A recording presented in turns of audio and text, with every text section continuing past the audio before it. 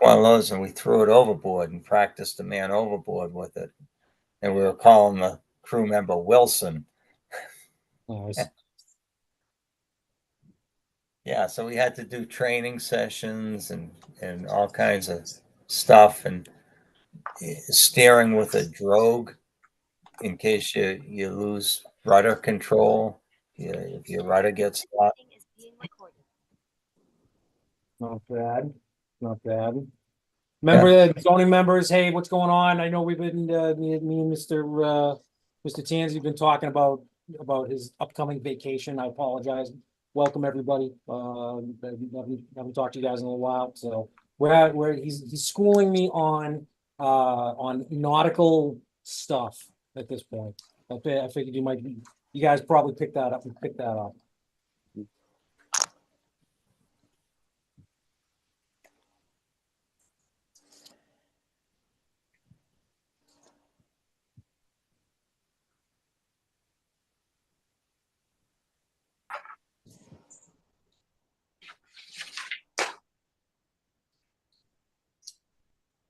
You're a bad idea. Rob, I made you the host. Appreciate it, Seth. Thank you. Have a good night, guys. You also, brother. All right, 7:30 on the dot. Here we go. Welcome everybody to the June 18th, 2024 edition of the Rockland Zoning Board of Appeals.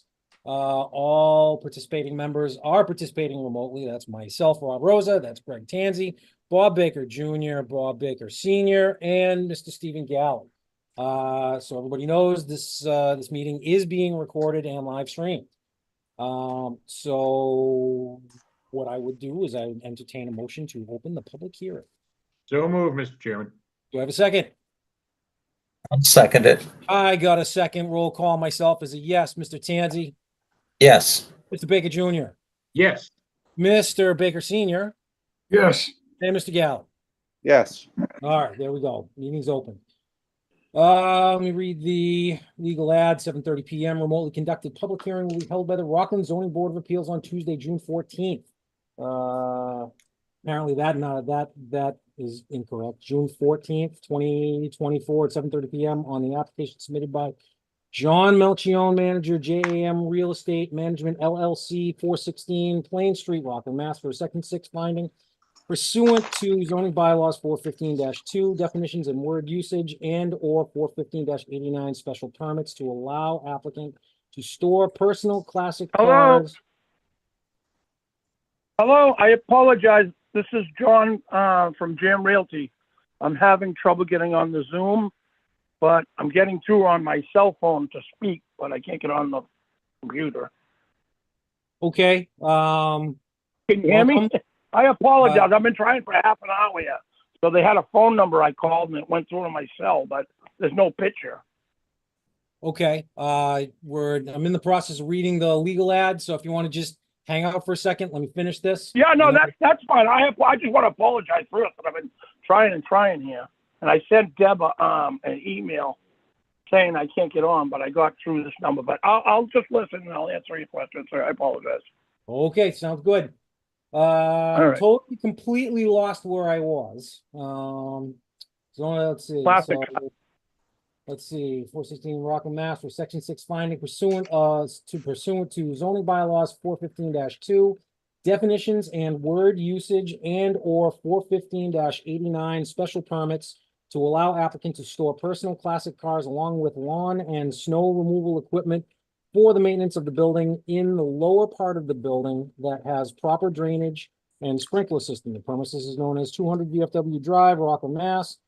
And is in the B2 Business 2 zoning district, 415-14 of the zoning bylaw. Assessors reference lot 80, map 19 on the Rockland assessors maps. The owner is JAM Real Estate Management LLC, 218 VFW Drive, Rockland, Mass. A complete copy of the application and associated filings are on file at Town Hall with the Rockland Zoning Board of Appeals and may be viewed by appointment. For further information, please contact Deb Shuttleworth, Land Use Administrator, at 781-871-0154. Okay, John, tell us what you're looking to do.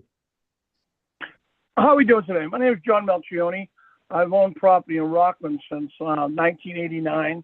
Currently, I own 6 pieces of property. I've paid over 60,000 in taxes in the past year, which I'm currently up to date on all my taxes, water bills, sewer bills, everything like that. I built a new building back in 2016, and it's betterly known as Sam's Convenience Store and Cuban Cafe. And when building the building, I built a basement in it for the purpose of storing my classic cars and my snowblower, my little Bobcat, and maintenance equipment. And at that point in time, I put proper drainage. What they're talking about is grease and gas traps that separate in case there was ever a spill or anything. And I got 2 type of sprinklers throughout the building, and which hooked to the fire department.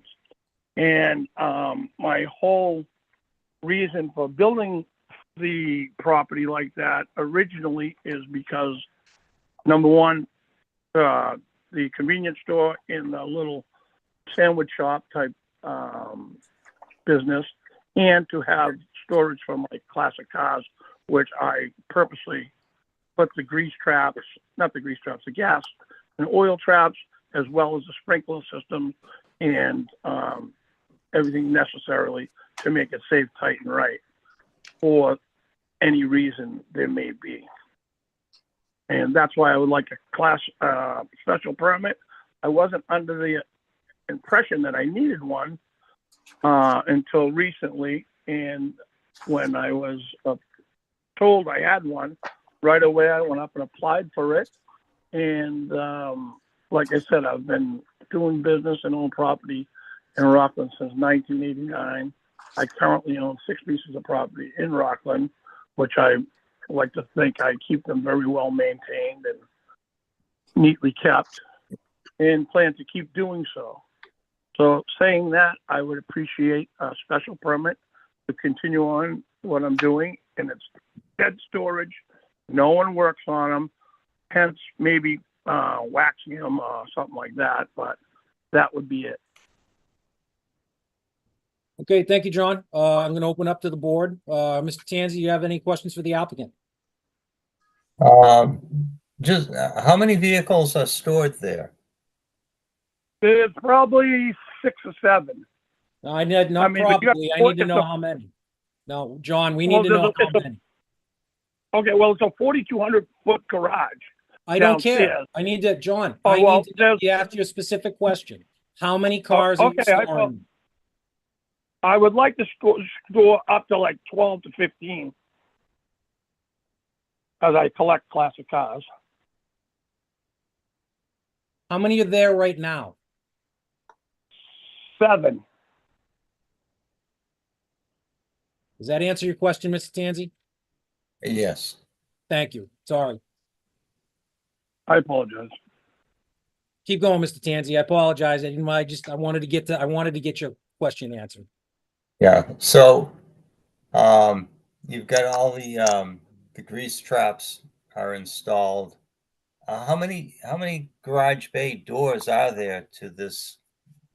It's a garage under, from what I understand. Is that correct? Can I answer that? Yes. Yeah, please. yes.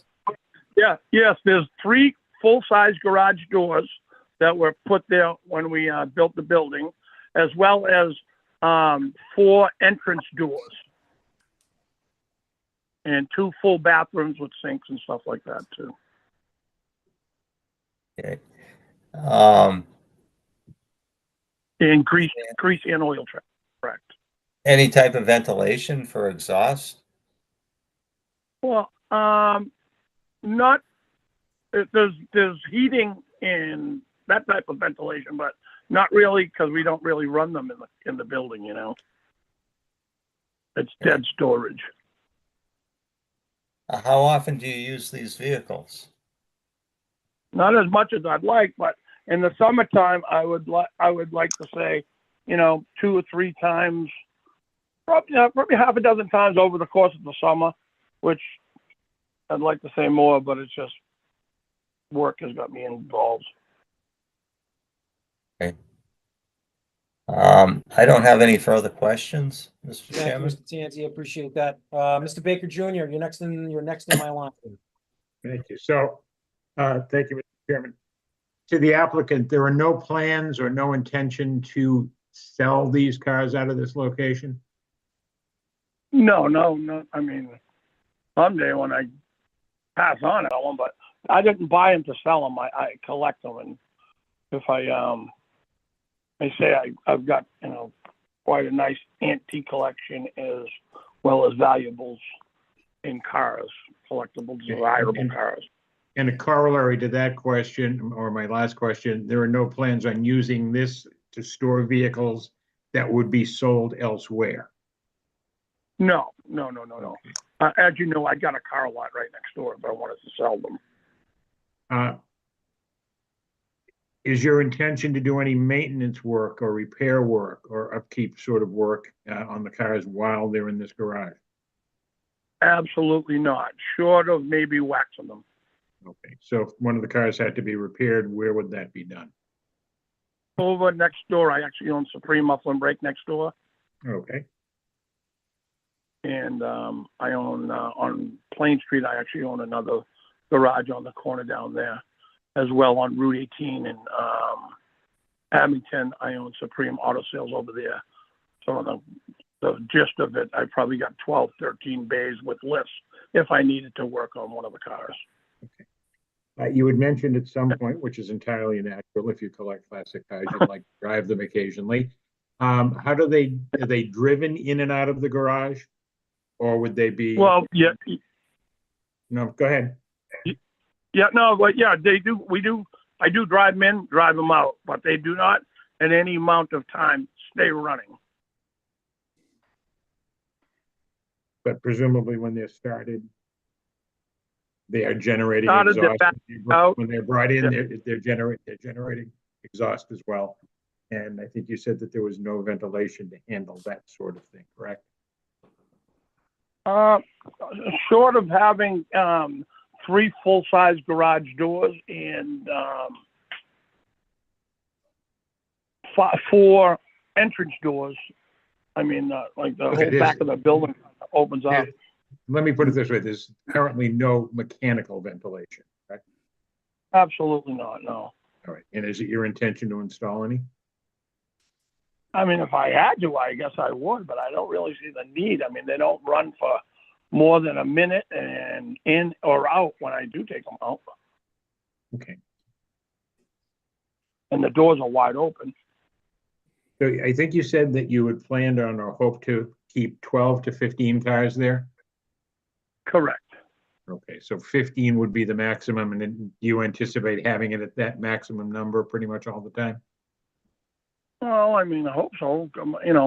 Financially, if it works well, I hope so. I mean, it's kind of my hobby, Some people play golf. That's kind of my thing is cars, Yep. And how many pieces of equipment do you plan on storing there? I have a little Bobcat. I have lawnmower and just 2, probably 2. When you say a lawnmower, a tractor type mower? Yeah, the lawnmower for the grass, and we've got the snow blower for the sidewalks up front of the building, and the little Bobcat we do actually Supreme, and we do next door. Okay. Are the cars going to be stored with fuel in them? Minimal. Okay. What about the equipment? Minimal again. And is there going to be any fuel itself stored in the garage? No, separate out of the no. Okay. So how are the vehicles going to be fueled? Oh, driving down the gas station for gas. That's it for me for now, Mr. Chairman. Thank you. Thank you, Mr. Baker Thank Jr. you very much. All right, let's see, keep going clockwise. Mr. Galley, what's going on, sir?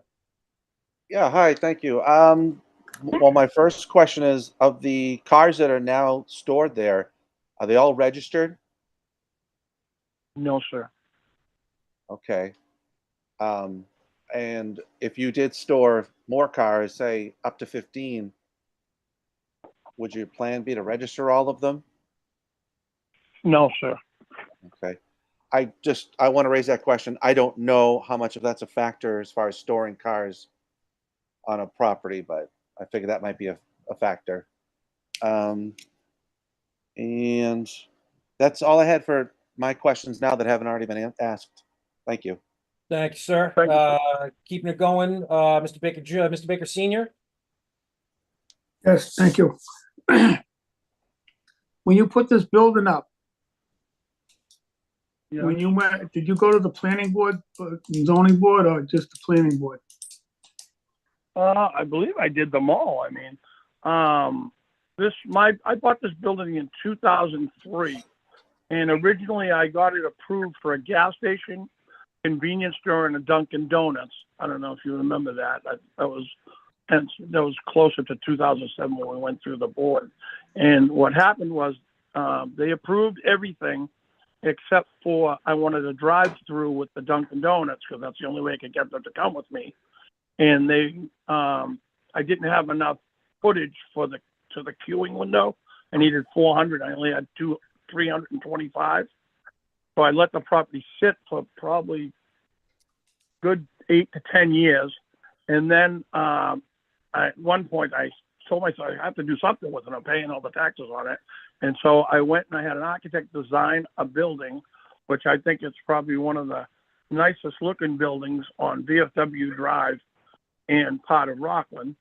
And I went through Tom Rubel, which I went through the planning and zoning, I believe, as well for everything. And I got the permits, it's all signed off. So I think if Mr. Rubel is there, he could answer that question, which I'm sure I did. When you went to the planning and zoning board, did you mention, or on your plans, did you show that you're gonna have storage underneath the businesses? Yes, I did. It even says it on the plan if you look at it. It Bob, says store. can I offer some, I'm sorry, I don't want to interject, but I did want to offer some clarity to Bob Baker. We Okay. did look at this a little bit. This is before my tenure with the town. This would have gone to planning board for site plan approval. And it would not at that time needed a use variance because of the district it's in. So the two uses that are there now, the restaurant and the convenience store are both allowed. The question right now is the basement space or is being used for storage. Storage theoretically is ancillary to the primary uses. And it doesn't say anything that we reviewed that said it was going to be used for car storage, because if it had been, they would have requested that they go to the zoning board of appeals before they finalize the site plan approval. Is that helpful? That's what I was getting at. Okay, Thank you. of course. That's all I had, Rob. Thank you. Mr. Baker, I appreciate that. Thank you, sir. That's also kind of where I was going. Because in review of the special permit, the only storage that you said you were going to be doing, John, was the basically the equipment for cutting the grass and snow blowers and stuff like that. You didn't even talk about the Bobcat. So now you're storing heavy equipment under there too. Well, it's not heavy. It's a small little Bobcat. It's heavy No equipment. blowing. It's heavy equipment. Right. Okay. All right, you're storing heavy equipment on the property. So, and that's where Bob was trying to go. That's where Allison was trying to say. Right. You never said anything about it. So to planning board or to zone. So we started looking into this, and again, like Allison said, the storage that basically goes on that property has to be ancillary to the two uses that you got going on there that you got approved. And automobile storage is not an accessory use to either of the two uses that are permitted on the lot. Do you understand? I didn't quite understand that until Tom brought it to my attention, sir. Okay, And that's why I'm applying for a special permit now. okay. You also understand that it's not allowed on the property, right? I understand now, Okay, but I didn't understand it previous because that's why I did put the gas traps, the grease traps, and I've got two types of sprinkler systems. I guess I they call it a understand. dry system and a wet system. I understand. So knowing all that, I know we have some letters that got submitted. I know by planning/building, I know we got one from fire department, and I know there was another one. Steve, do you want to read those into the record? Which one am I looking for? All three of them. You got one from planning/building, you got one from the fire, and One from Bob Galvin. oh yeah, and then one from Attorney Galvin. Okay. Trying to make sure I keep this straight here. In whatever order you want to go, doesn't matter. Okay. All right. Let me see. I do see Bob Galvin, May 5th, May 8th, 2024. And do you want me to just read his statement? Or do you want me to read it like the email trail from the beginning? No, just I mean, just if there's a gist to it, you know, if you want to just. Okay, well, Bob Galvin's final comment is, this is not a permissible use, so I do not think Section 6 applies. Which I don't believe that's his comment. I do Nice not and believe simple, Section 6 okay. applies. Yeah, All right. that was Bob Galvin's message.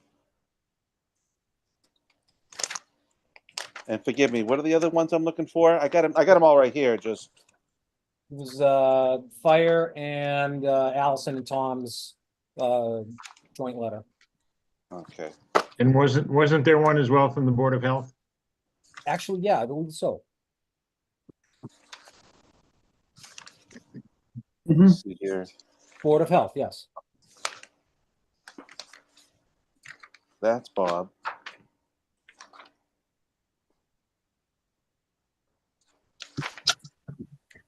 I am not.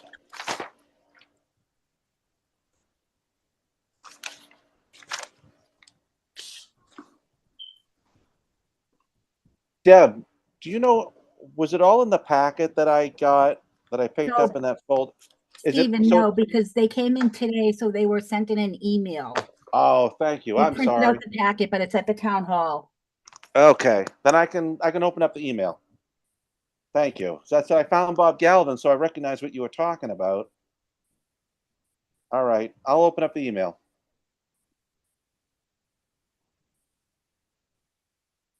That I had not seen. Okay.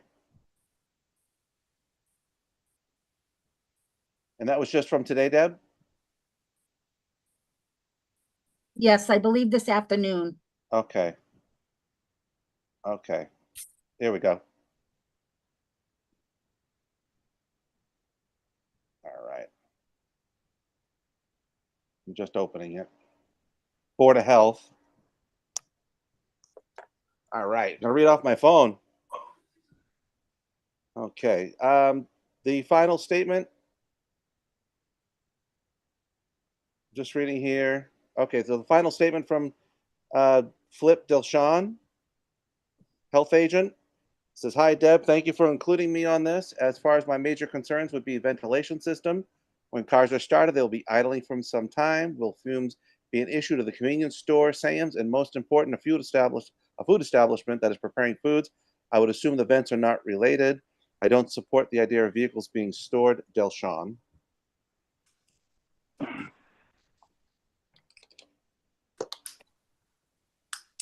And the deputy fire chief email.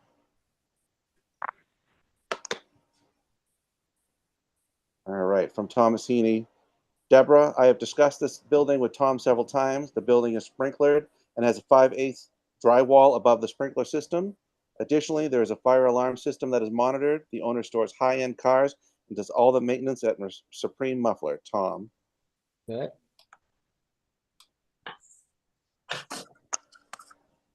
Okay. and planning.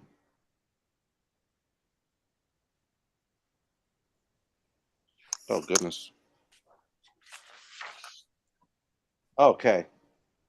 All right, a little bit longer. The town of Rockland Planning Department, date June 18th, 2024. To the ZBA members, please advise that the application for a special permit for 200 VFW Parkway has been reviewed by the Building Department and the Planning Department with the following recommendations. 1, the application should be denied as the storage is intended to be for 2 primary uses of that site, the convenience store use and the restaurant use. The storage is not by the town zoning bylaws applicable to a use not on the site regardless of ownership or proximity to said site. 2, the applicant should be required to remove the cars from the unpermitted storage area within 30 days of this decision, at which time the building inspector / zoning code enforcement officer will schedule an inspection. 3, the applicant shall install cement bollards equally distanced 3 feet apart across the bay doors to prevent any further unpermitted storage of vehicles in this location on this site. 4, this applicant and this location will be subject to annual or more frequent inspections or upon request of the building inspector / zoning code enforcement officer with or without notice. I have conferred with Land Use Counsel. Attorney Galvin does not believe that the storage of the automobiles is accessory to the 2 primary uses of the premises, since an accessory use is one that is subordinate to the principal use of a building and serving a purpose customarily incidental to the use of the principal building. Attorney Galvin also expressed concern over the sufficiency of the building to comply with fire codes and building codes, since vehicles contain flammable materials and access to put out a fire may require fire suppression and other building improvements if the use is permitted. These recommendations are not to serve as punitive measures against this application or site. The recommendations are in the best interest of public safety and to uphold the town's own bylaws that serve the public welfare. We thank you for your time and attention to this matter. Regards, Tom Rubel, Building Inspector, Zoning Enforcement Officer, Allison Quinn, Town Planner. Go. All right. Well, Hearing- Well, if I may, real quick, there's Yeah, another, please. from Bob Galvin that it says, this is not a permissible use, so I do not think section 6 applies. Mhm. That was And sent from Bob Galvin. as a double check, just look at I don't have the application here in front of me. I can grab it, but I don't have it. Anybody that has the application in front of them, just make sure, what did he check out? What was checked off? Was it just section 6 finding, or was it also special permit?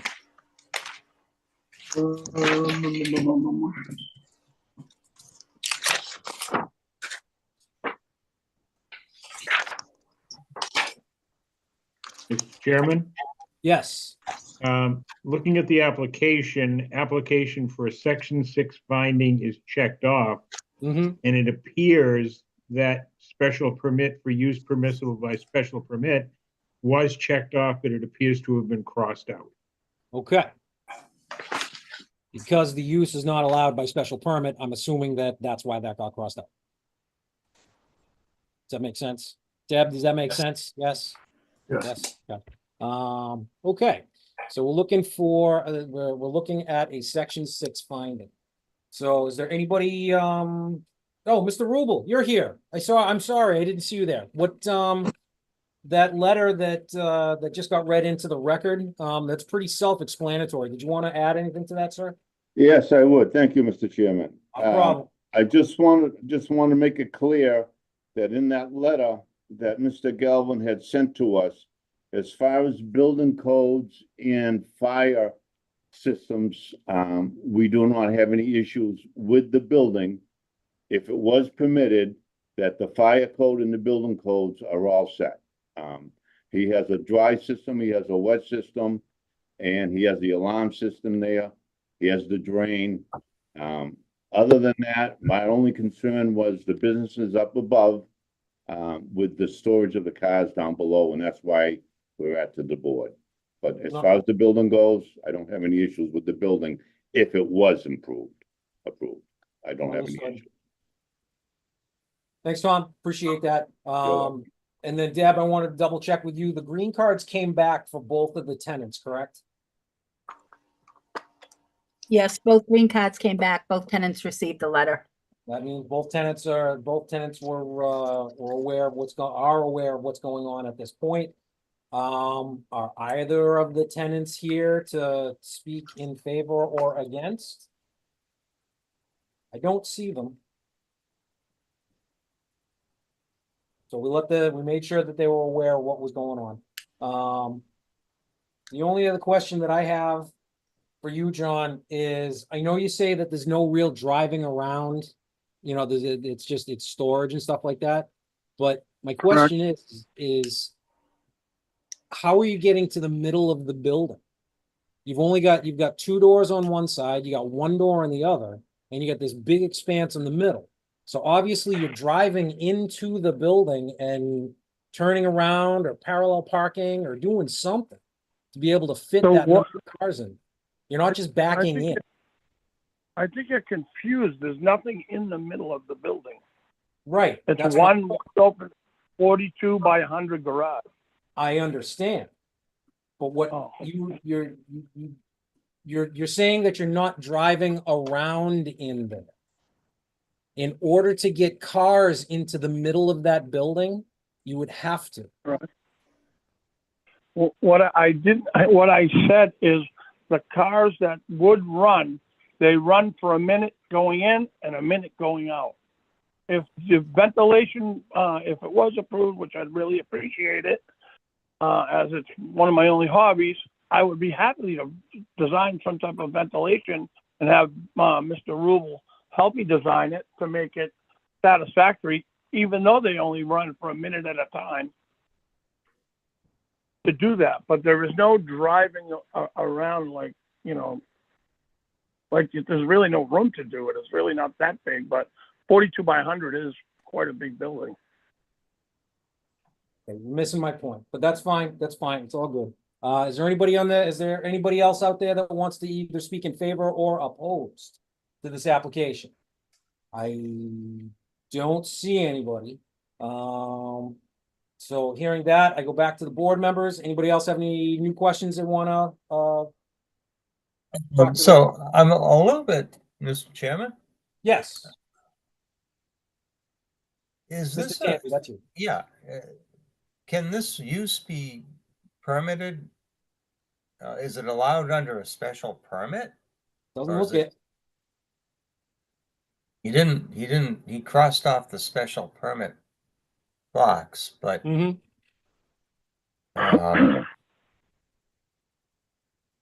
It's true. I was wondering if a storage facility under a special permit or uses that are not accessory to the principal use. Basically, if you want me to answer your question, I can do that. In the B2 zoning district, there is nothing by right that says automobile storage is allowed. Right, I understand that, but what about that's number special one. permit?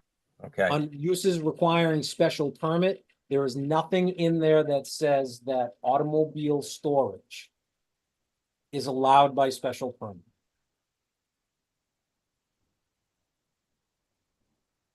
So there's nothing on the books that says that we could give them a special permit for automobile storage. so the only way that he could get this would be by a use variance then.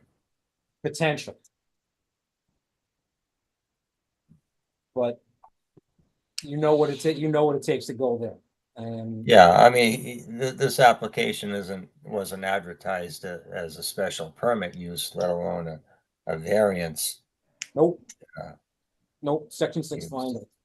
So, and do you have any more questions on that, Greg? No, I'm all set, Mr. Chairman. Mr. Baker Senior, I saw you raising your hand. Just to make a comment, Rob, is 1 minute of a car running with carbon monoxide is dangerous. Mm-hmm. And if the other question would be is where is the heating system?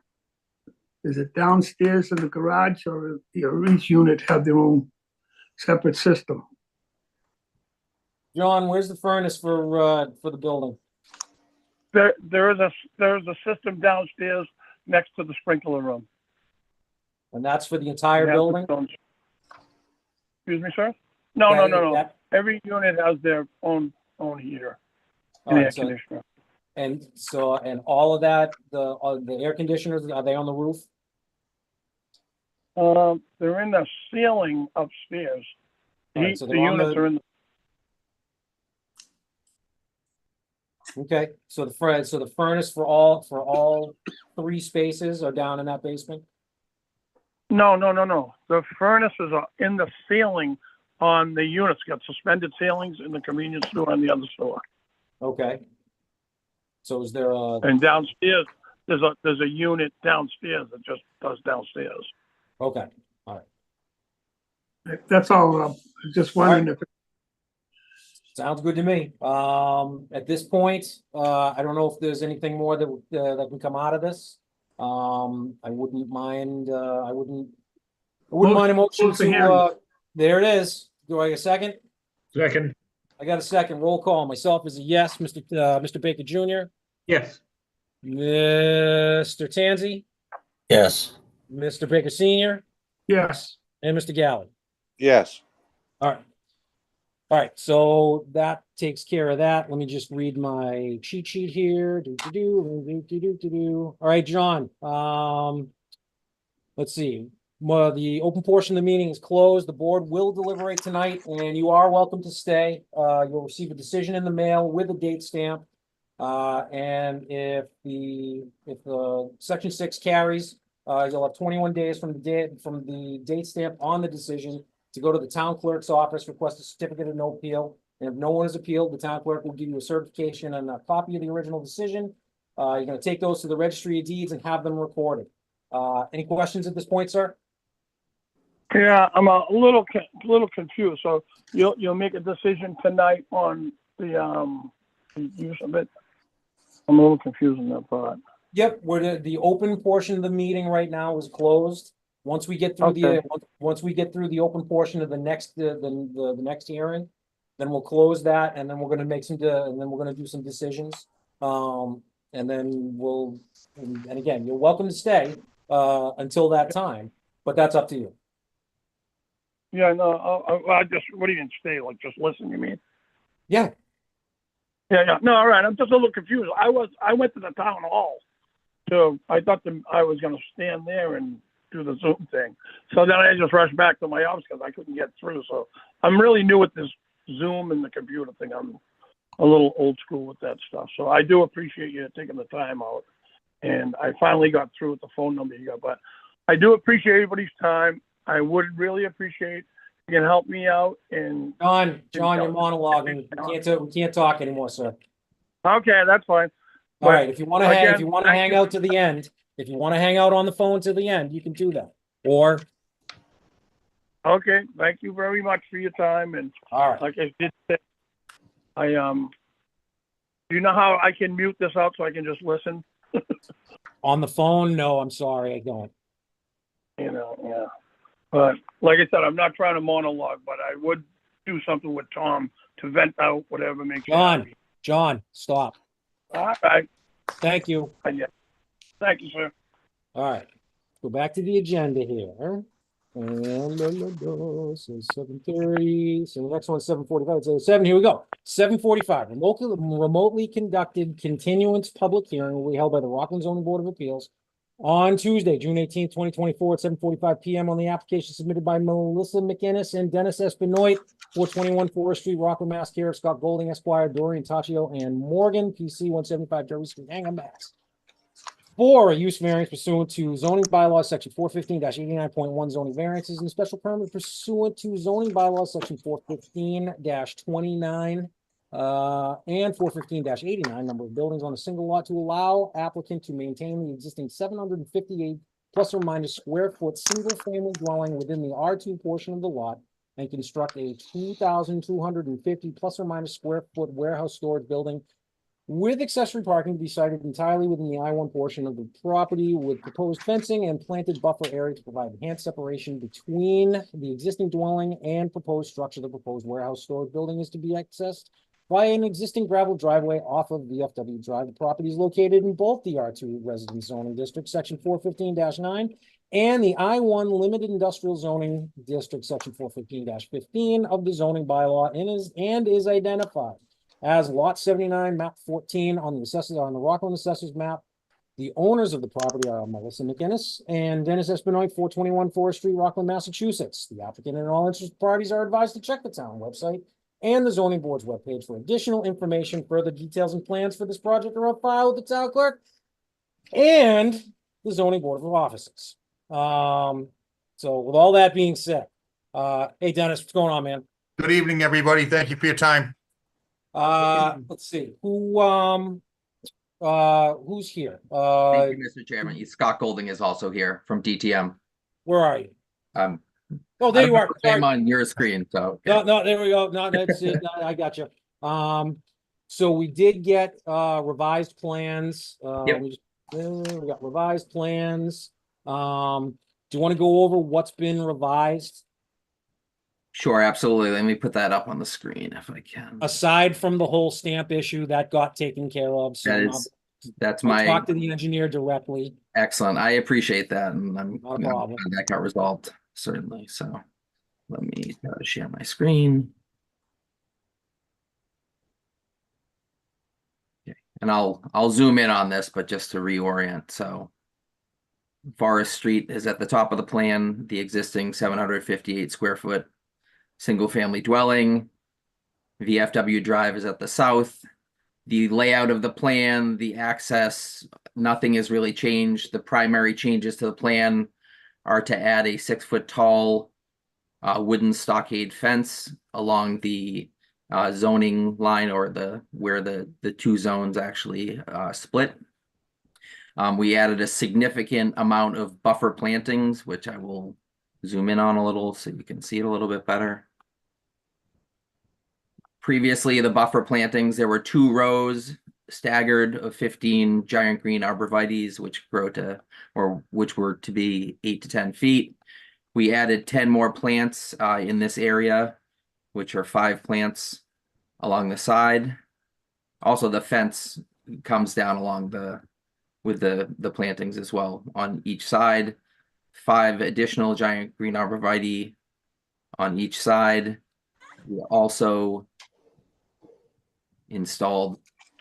proposed to install giant green arborvitae along the frontage on VFW Drive, as well as 2 sweet gum trees, and also 2 red oak, which are obviously taller trees, which will grow to be full, adjacent to the parking area.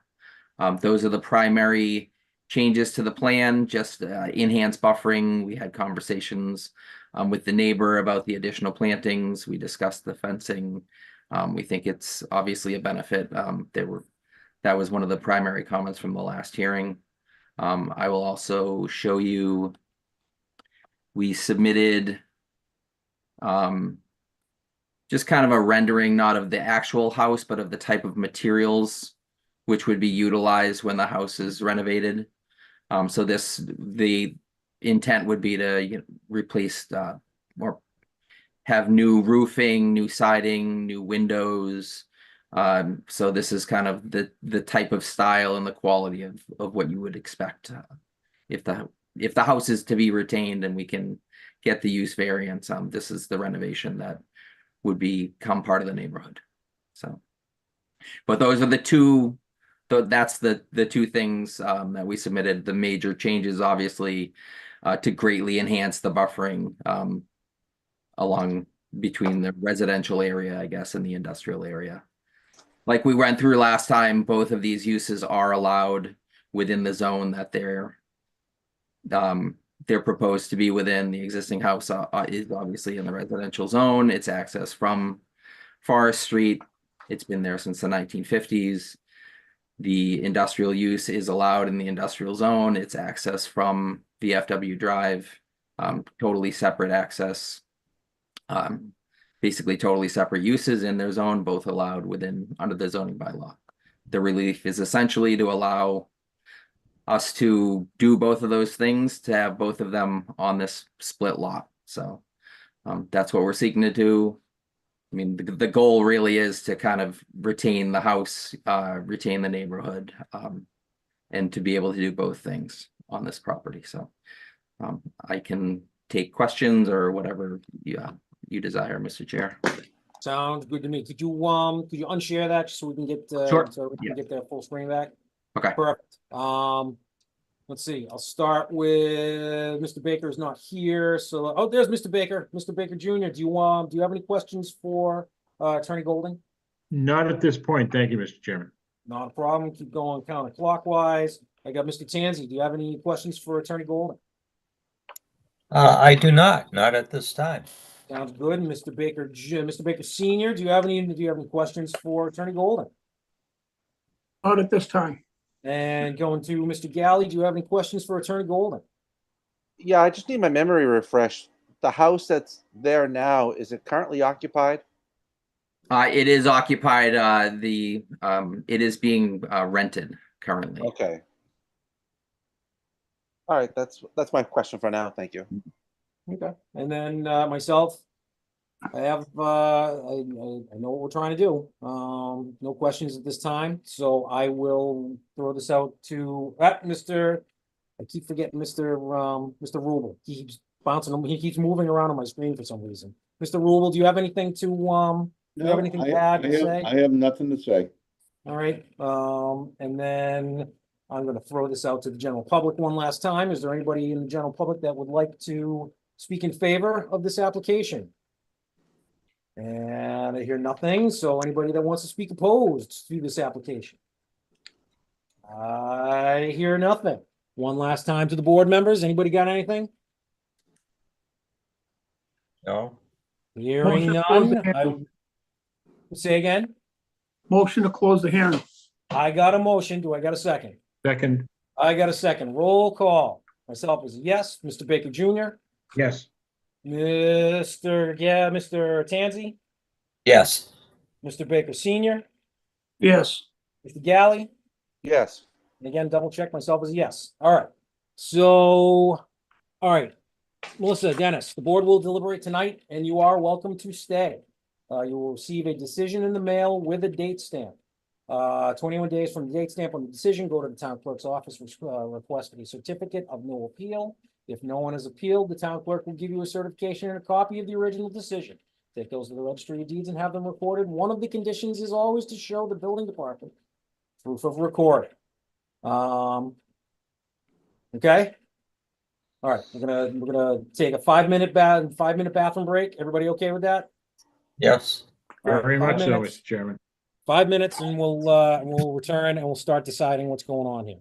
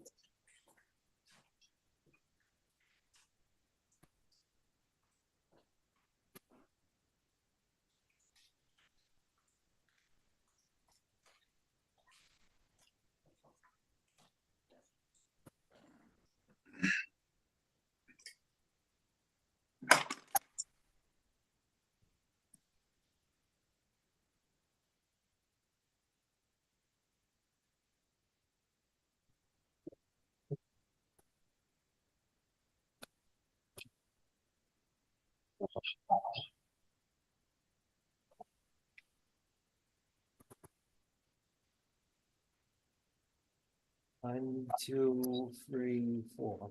Almost all.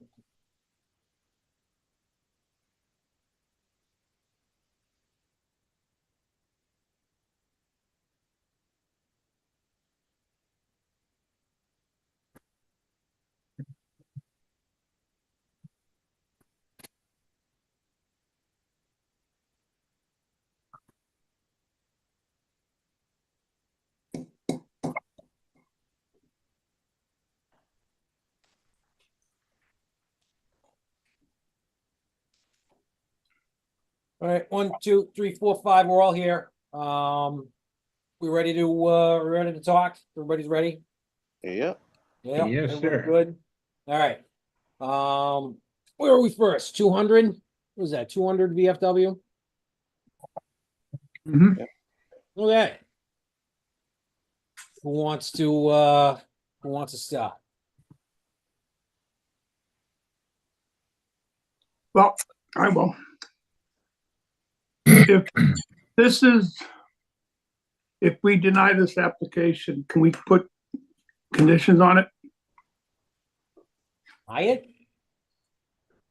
Yeah. If we I deny don't it, believe. there's no conditions that we, yeah, there's no way. No. The only time we can put conditions is if we approve. Okay. So, I'm sorry, Mr. Baker. Are you done? Yes, that was my question. The question that I would present to the board, is the board in agreement that the applicant would need a use variance to permit the use that he desires? That's the way I see it. Because that's the way I saw it as well. 2.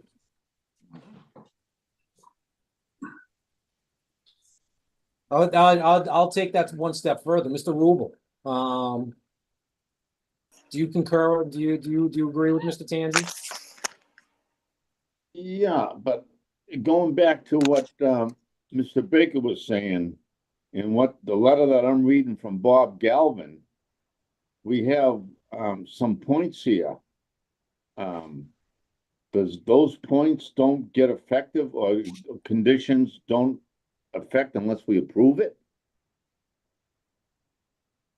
The letter that Steve had mentioned had 4 different points, all the way from denying the storage, putting in bollards.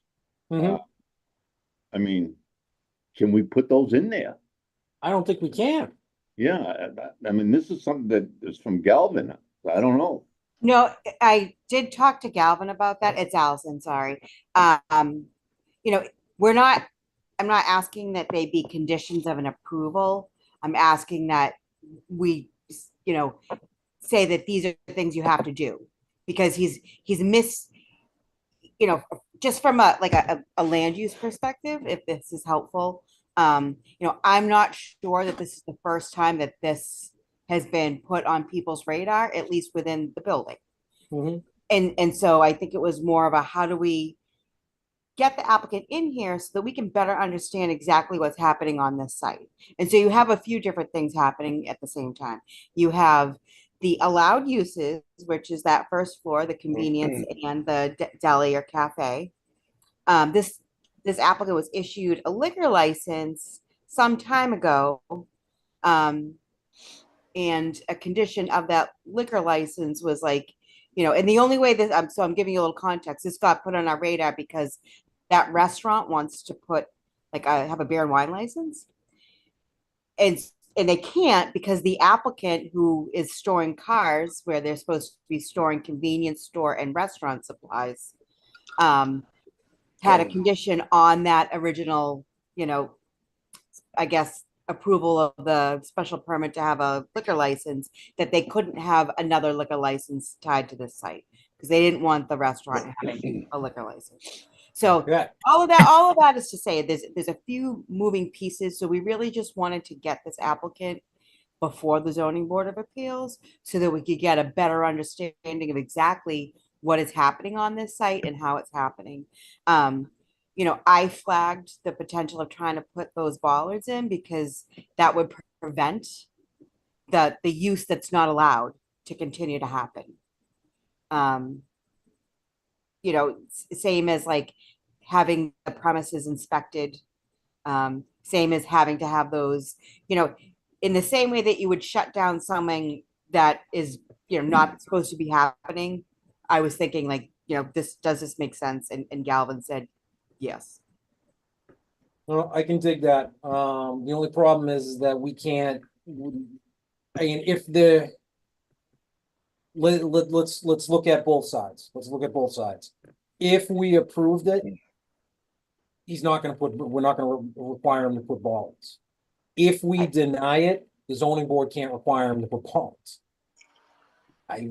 We can't require him to do that. If that's something that the building inspector, zoning enforcement officer wants to do, if that's something that's recommended by town council, that's outside of the zoning board, I want nothing to do with it. So that's that I need to say that. That's number one. So hearing that, I want nothing to do with point number 3. Point number 2, the applicant should be required to remove the cars from the unpermitted storage area within 30 days of the decision of this, at which time the building inspector will schedule inspection. If the section 6 gets denied, then I don't see why that wouldn't happen. But again, that's on Mr. Rubel. I don't mean to throw it back at you, Mr. Rubel, but that's not something the zoning board would really talk about. So that's number 2. Number 1, I appreciate the it should be denied as storage, blah, blah, blah, blah. It was never requested or even talked about in the original special permit that basically got both the convenience store and the restaurant there. It was never talked about. So I don't know how to look at that. It doesn't sound like this should be happening. Number 4, the applicant in this location will be subject to annual and more frequent inspections. Cool, that's fine. That's outside of the zoning board. Want nothing to do with it. Not going to touch it.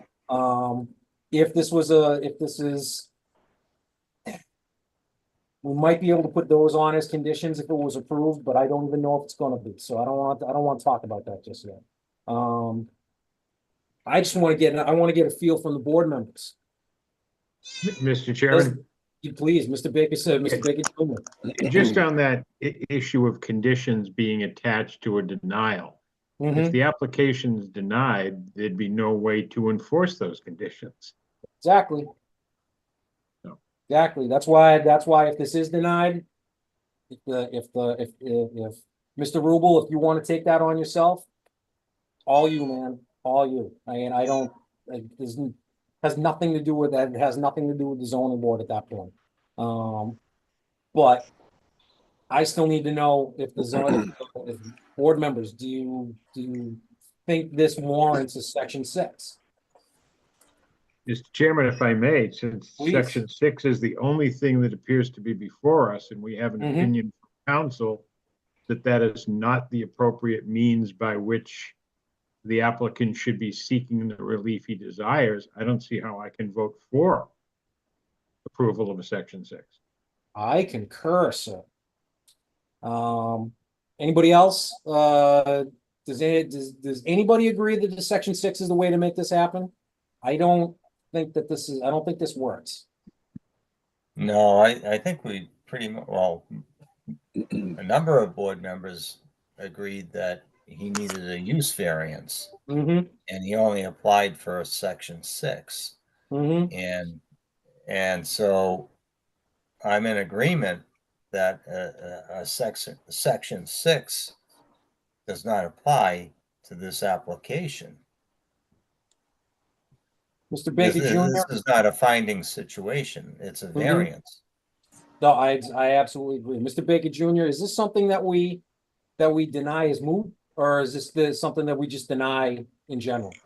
I would say we just deny, and if you need a reason to accompany that denial, the language that I just mentioned might be appropriate. It just, at least it gives an explanation of why we denied it.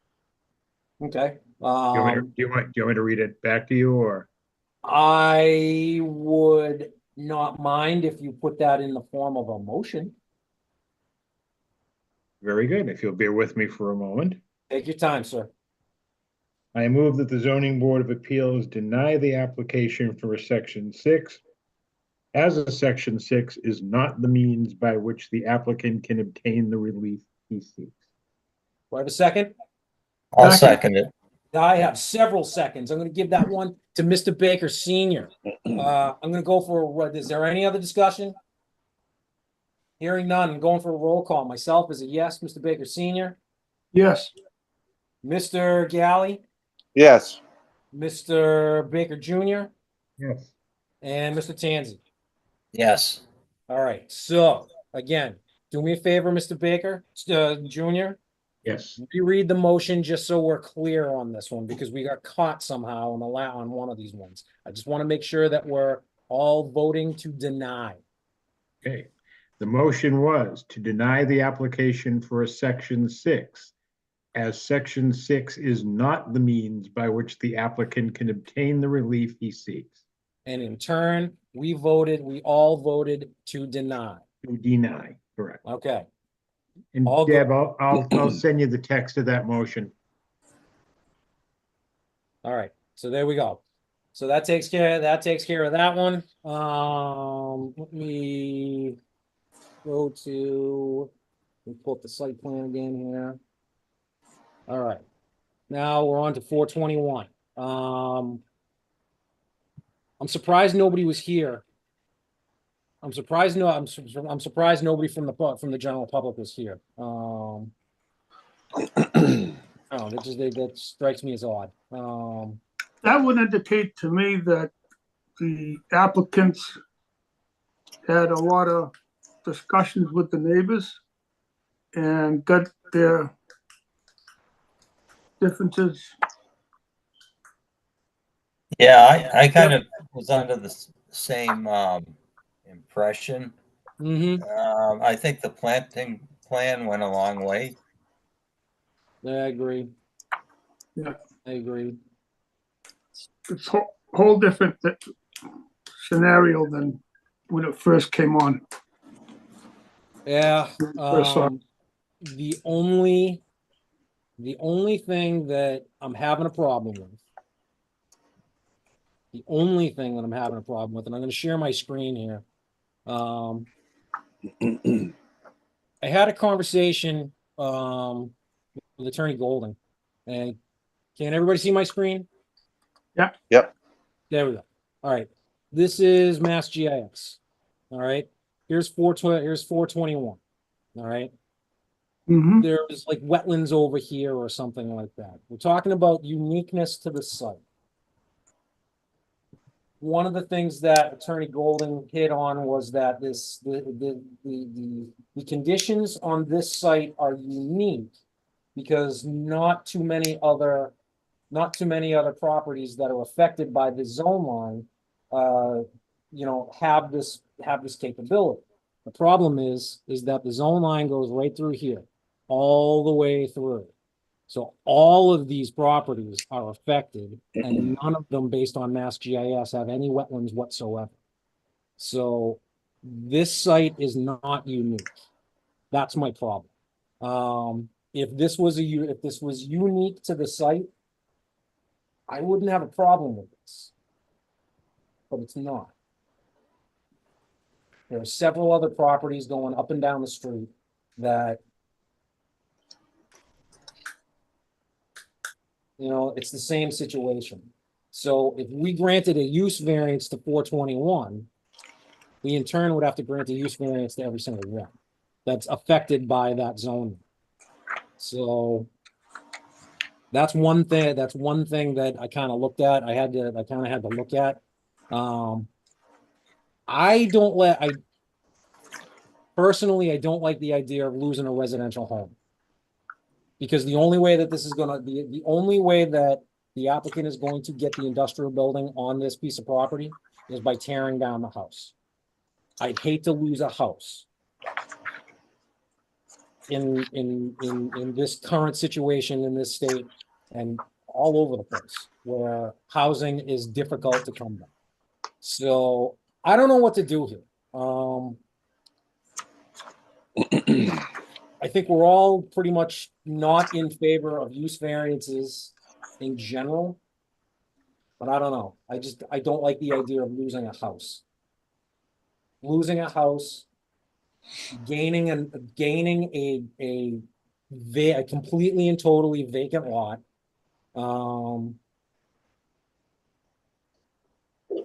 In between houses. I don't know. People talk to me. I mean, I have no idea where to go. Well, one element of uniqueness that this particular lot has over the other lots is that it has more depth and land area than the other lots, which would, it kind of frees up a lot of parking space. It allows for more buffer vegetation.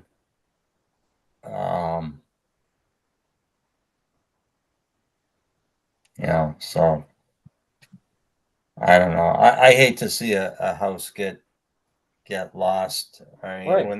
when that line went through, I just don't see that the intent was to reduce potential land uses. I think it was there to take advantage of the VFW and have some commercial properties off that VFW and have residential properties or dwellings fronting off of Forest Street. That's how I view the intent at the time. And then as time goes on, zoning changes are made. And, a lot of times with the area requirements, the setback requirements, these modifications are generally made on a basis of, going forward for new construction. It makes sense. It'll be a nicer neighborhood, blah, blah, blah. And all that is true. But inevitably, some existing property is going to be, shut out or shut down rights that were intended for it to have at the creation of the lot, at the time of the creation of the lot. There's no doctrine of merger here, but it's kind of, I don't know. It just seems like I just don't see that was the intent of the zoning change in the zoning line when it was implemented. That's your state government for you. They changed that all did VFW when they put it in. They put that industrial line there because they thought that the industrial boom was coming. Yeah, I mean, it's kind of, it's, yeah, I mean, it just makes sense that the reason why that line was put there is to have, allow some commercial uses to be fronting off of VFW. VFW, of course. Yeah. Can I comment? Start talking, sir. All right, good. Well, my thought is that I think of it as a bigger question, not specific exclusively to this property, is they have two zones. I don't remember if they bought it as one property and the house was built on it when it was first bought. I don't know if it was split after it was bought. It's not split, But- it's one piece of property. Well, it's a single property, but was a zone added after it was purchased as a residence? You know, was I it? believe that the zone was added after VFW Drive was created. Because Okay. VFW Drive was formerly known as the relocation of Forest Street. Mhm. Mr. Baker Senior, you can probably, 1960, they did it. yeah.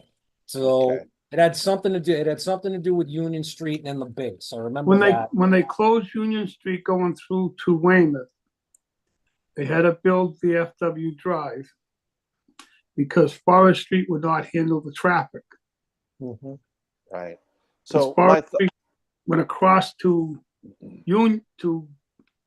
Hingham Street, and Weymouth Street came from Hingham Street to Shop Street, out that way. Yep. So when they built it, the state says, well, we're gonna put a industrial zone along both sides of VFW Drive.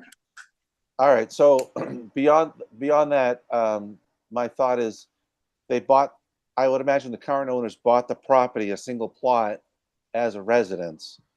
So it's a single piece of property bought as a residence. And I like the idea, the spirit of being able to do, one use on the residential zone and one use on the light industrial zone. But it's one single piece of property, and we recently had an applicant who bought neighboring property and reduced his ability to use the property. He increased his burden. Not that it was, I won't say a burden. He basically reduced his flexibility on use of the property by purchasing adjoining properties.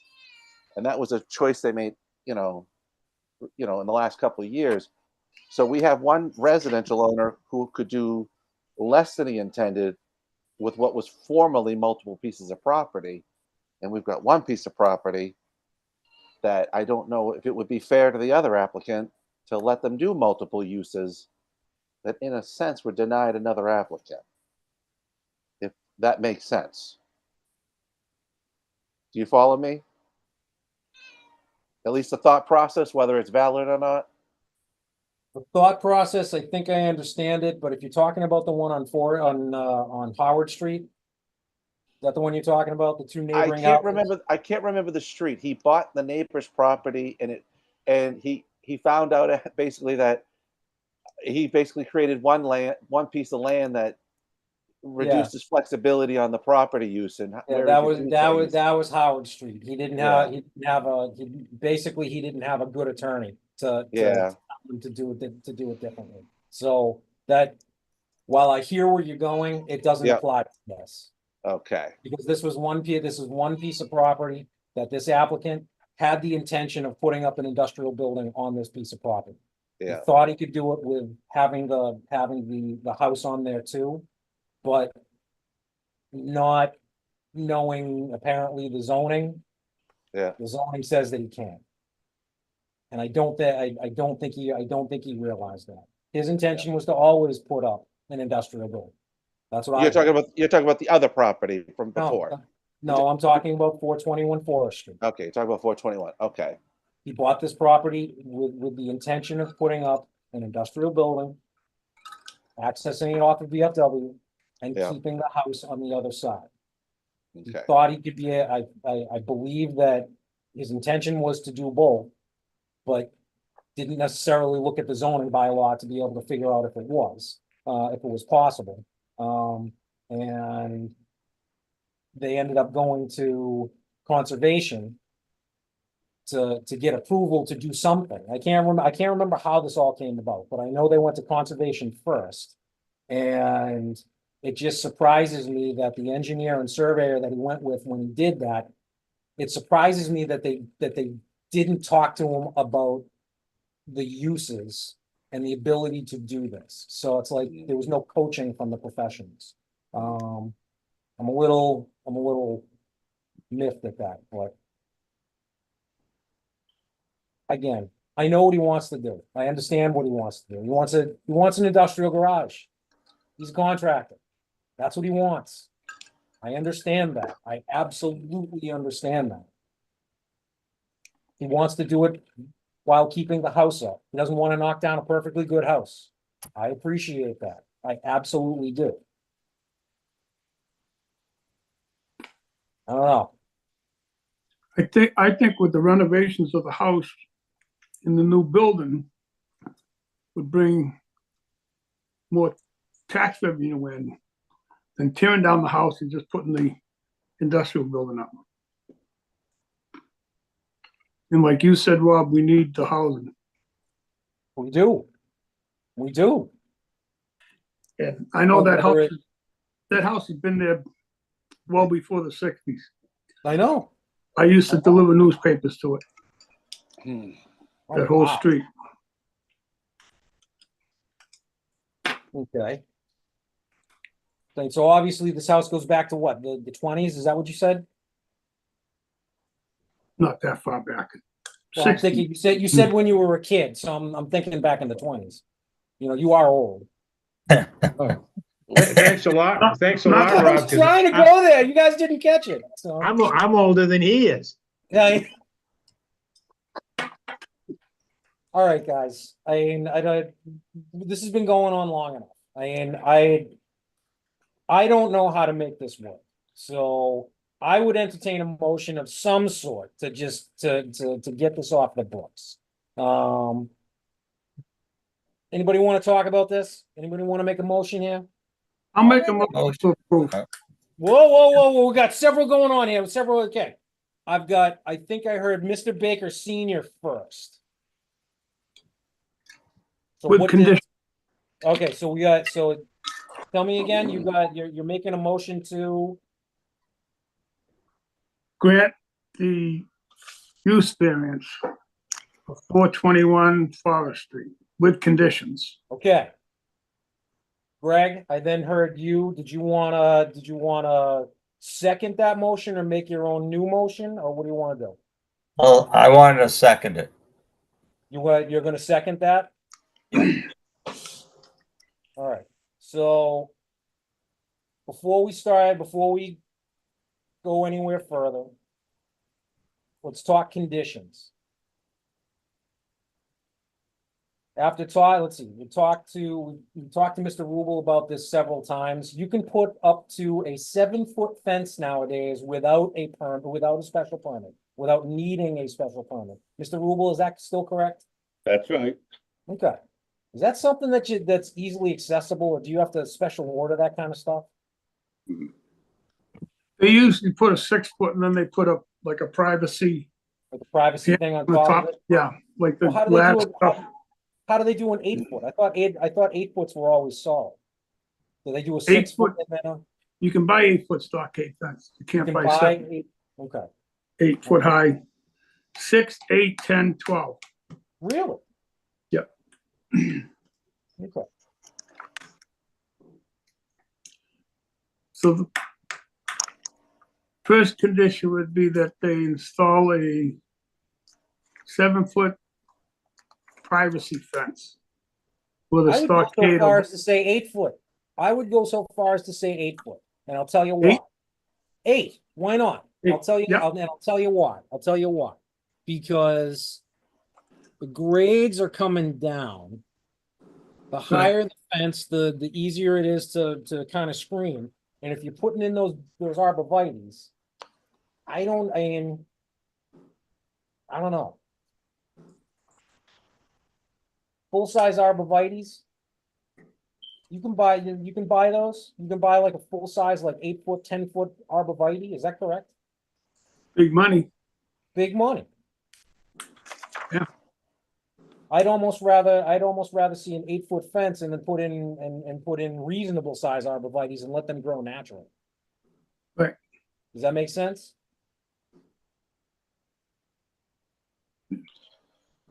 That would be a, that So would, I'll change that to an 8-foot Hmm. privacy fence with one small access gate so we can get to his house, so he doesn't have to walk all the way around. single door. Single door, a passive Okay, I gate. don't mind that. I don't mind that. Hey, Rob, is this the only area of town that's split like this on multiple zones on single Nah, properties? there's several. I've looked, do I have it up still? I got the zoning map up.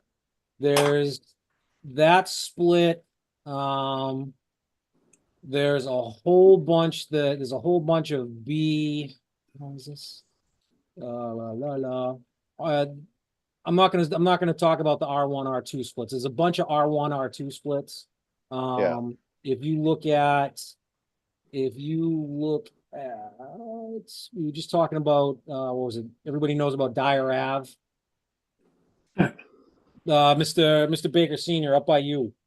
Yeah, Dyer and the Summer Union. There's a couple of parcels in there that have split business and residential. mhm. There's a bunch on Liberty Street split between the R3 and R1. Again, that's residential, so that's not a big deal. There is stuff on Concord Street that's split residential and B2. So to answer your question, Steve, it's not uncommon. It's not uncommon Okay. in this town or any other town for that matter. There's always going to be split zone. There's always going to be parcels that are split zoned. It's not something that's it's not regular, Mhm. but there every town has them. All right, thank you.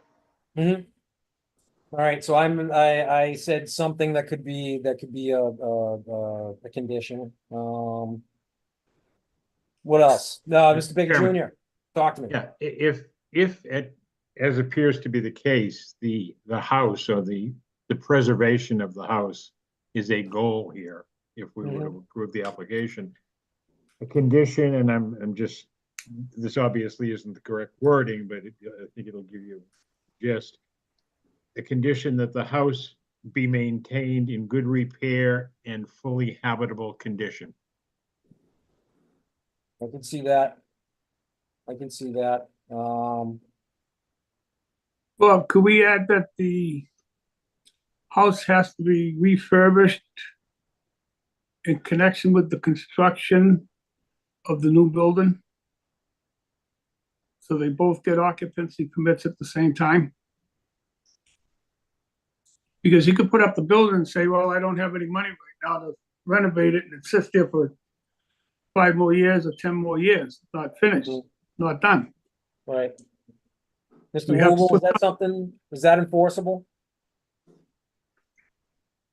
He's thinking. Oh, it's one lot, you know? Well, again, Mr. Rubel, is that enforceable? Well, as long as it's habitable, and I mean, you can go through all the houses in the town and you wanna have somebody paint their house or re-shingle it because they need it. I mean, you can't force them to do it. I am looking at, planning board site plan review. Yeah, hell yeah. Yeah, I assume that from the beginning. Yeah, but didn't he represent in the meeting that he was gonna do this? Didn't he show us a picture of Oh, the yeah. house all we Right. have? So, I mean, that's part of the deal as far as I was concerned, you know? Yeah, no, I agree. You'll- I agree. So You'll make So this, Yeah, so it sounds like a And- condition that wouldn't be challenged. right. But my recollection was that the representation was that that's not exactly what the house is gonna look like, but an exemplar of the kinds of work that would be done. Yeah. But No, it's still I have, agree. Yeah, we're not gonna complain if it's a different paint color or a different shingle. It's just, they're just trying to give No. us a general idea of, I just think of the beauty, yeah. the work should all be done together so that Yeah. once the properties and the occupancy permits are issued Mhm. or reissued, Yeah. that everything's done. And the people in the neighborhood are seeing a nice Yeah. cleaned up house and a nice cleaned up industrial area. Mhm.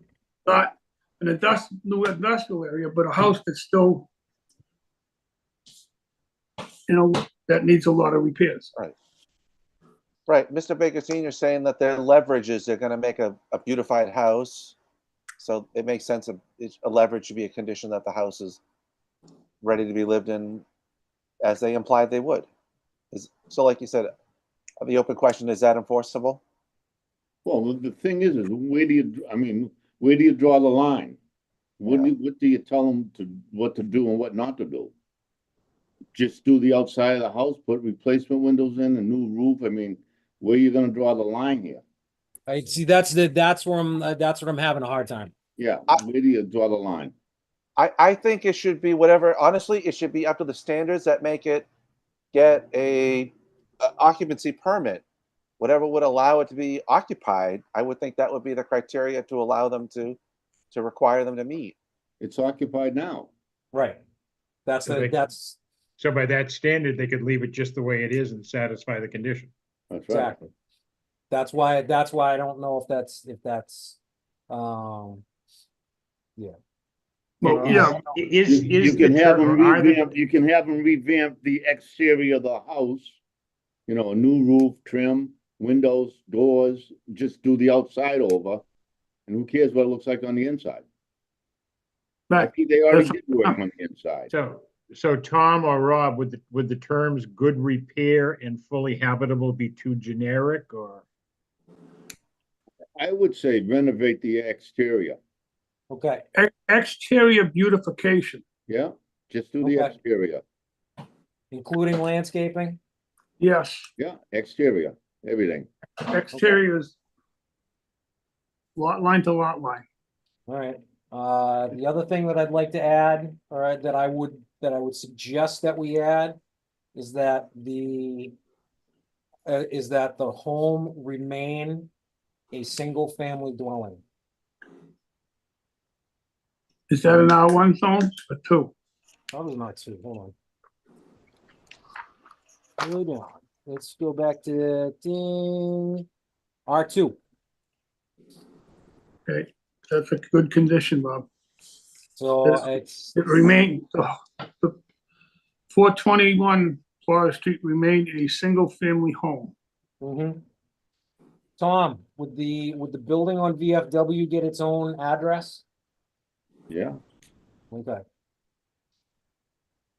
Even though it's one piece of property.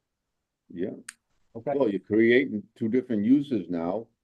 But you're creating more or less two different lots, even though it's one lot. Mm-hmm. So here's my question. No, I don't want to ask that question. Is it enforceable to make it a single family lot? If it's R2? If we make it I believe if we make it a condition of approval, then yes. for a use variance, yeah. Or use variance, yes. Okay. It should not be a two-family dwelling because it doesn't have the land area to support a second unit. Well, double check that right up. What's the overall square footage? Price is owned. Where is it? No, it doesn't even have it anyway. Yeah, I mean, it certainly wouldn't have it to the 758 zoning line. square feet of this dwelling. I'm looking at under 22.5. 22.5. I got 29,122. Yep. So just under 30,000 square feet, you wouldn't be able to make it, you wouldn't be able to get there anyway. You would not be able to get there anyway. They'd be Yeah, back well, here. I'm They'd be I'm back talking where? about the effective lot area within this residential zone. Oh, just within the residential zone, yes. It wouldn't even come close. Mhm. No. So yeah. What do we want to do for hours from? I was on the building. Well, it's a business. Yeah, no, you're right. I'm thinking right here. No machinery shall be started. Before 7 or after 6. 7 a.m. to 6 p.m. Monday through Friday, Mhm. and 7 to 4 on Saturdays. No Sundays, no holidays, Okay. unless emergency, like snow removal. Unless emergencies, okay. Right. Unless for I'll- snow removal or something like that. I'm defaulting to you on, that's your expertise. I'm defaulting to you on that one.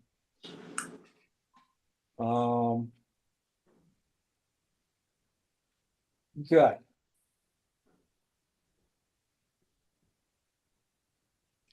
They meet all the boards and commissions within the town of Rockland and the state.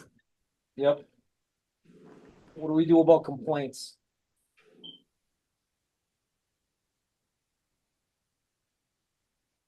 As far as noise or anything. That's what I'm thinking, noise, potential dust. Well, actually, no, we're not storing any materials here. We're not storing dirt, we're not storing pipe, Stone, we're not storing concrete structures, we're not storing anything other than equipment. Right. All equipment must be stored other than trailers. Other than trailers or trucks. All equipment must be stored inside the building. Because that's really all I see is regular old parking spaces. I don't see anything, I don't see any area that you could really store outside any equipment.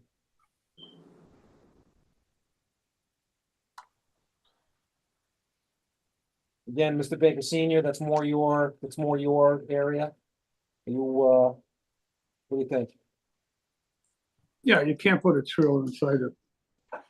Okay. But the other thing is, I don't know if we can do it or not, and Tom will let us know, is you see a lot of these construction guys that have old trailer trucks used for storage outside, they put them beside the building and put a step and they store stuff inside them. I don't know if we can not allow that as part of the special permit. Are you talking tractor trailer? Yeah, they buy the box. I got one for you. We did this we talked about actually, you weren't there for this. This was, we were doing an informal meeting with a guy on, Market Street. I don't think you'll ever be able to back anything into this. So you're not gonna be able to back a tractor trailer in it. The PD is not going to allow that to happen on VFW. So I don't know if a tractor trailer is even ever gonna be able to work for this piece of property. I think Bob was looking at the trailer, the box trailer to use it for storage, like in the. Oh, okay. Right? Yes. Like So an no They leave them ice on they leave them on the ground, Yeah, with the tires still on it, and yeah. they fill them up with Yep. pipe and Well, it's gonna be a nice building. Mhm. I don't wanna see 4 or 5 other those box trailers sitting there. Or storage containers. Right. Okay, so no storage containers, no box trailers used for storage. And again, I don't know if a tractor trailer is ever gonna work here because the police department is never going to allow them to back in here. That's gonna be a problem. So anything that's coming in here is gonna be on. It's gonna end up, if there's a trailer involved, this is gonna be interesting. Yeah, it's gonna be, That'll be up to the police department, that they'd have to make them get the details yep, to bring the material in. yep. Well, it's, again, we're not talking, I'm talking about once the building's all built, once everything's all said and done. Right. I'm hoping that there's not gonna be any. There's not gonna be any way he's gonna turn the trailer around in there. Yeah, I know, that's what I'm getting nervous about, but again, it's not my building. It's not my building. Well, if he has a rubbish container in there, he's gonna have to have somebody back up to probably pick up the rubbish. Yeah. Yeah, and again, that's something you can talk about, at site plan approval. Yeah. Okay, They'll do that. all right, yeah, and I apologize, board members, I'm going too design happy here, I do apologize. So, Should we What put a else you got? stipulation too that, on the hours of the actual construction of the building? we As can far do as that. putting the structure up, Yep. then the electricians and stuff can go inside. Mm-hmm. What would you suggest? The same as the regular business hours. Okay. No construction, no construction, no machines starting prior to 7 a.m. Monday through Friday. And then no Those- work after, what did you say, 6? 6, yeah, 6 p.m. and 7 to 4 7 on, 7 to 4 on Saturday. No Sundays, no Yep. holidays. Okay. And again, so that's for business hours and general construction when they're putting the thing on. Okay. What else?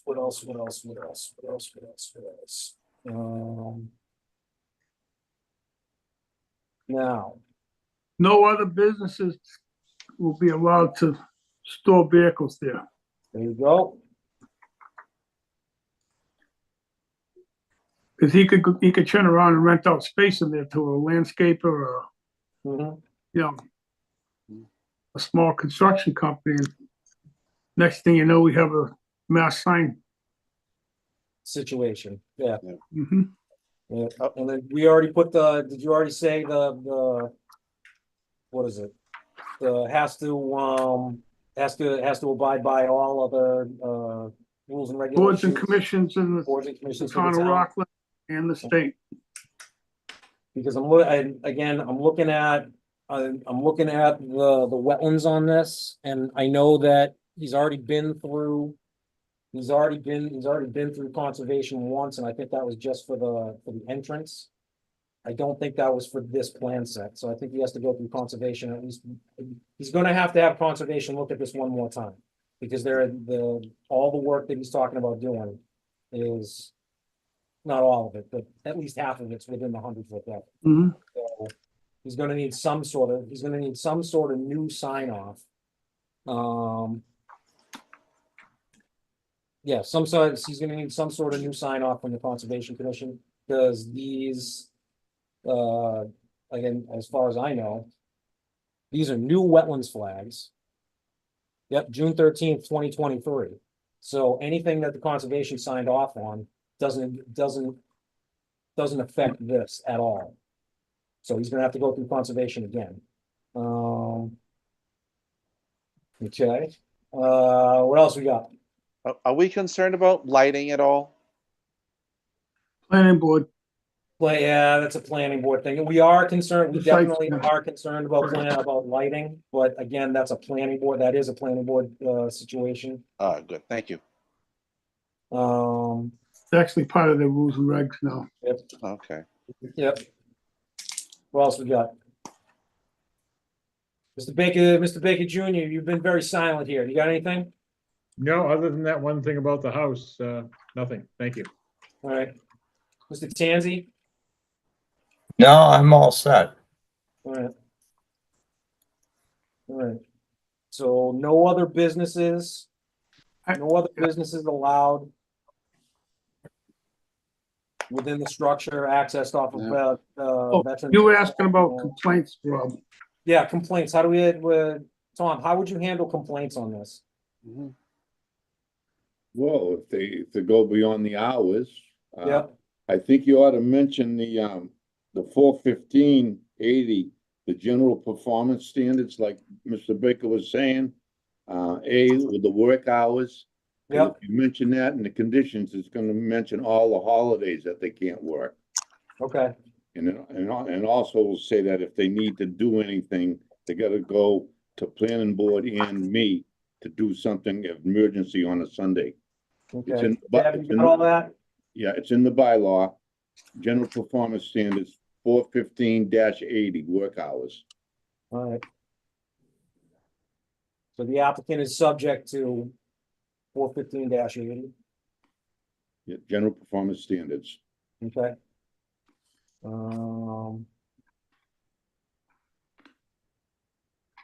So again, if it comes down to complaints, I think we've done this in the past. After 2 complaints or after 3 complaints or something, the applicant's forced to come, should be forced to come to the zoning board. I know we've done that before.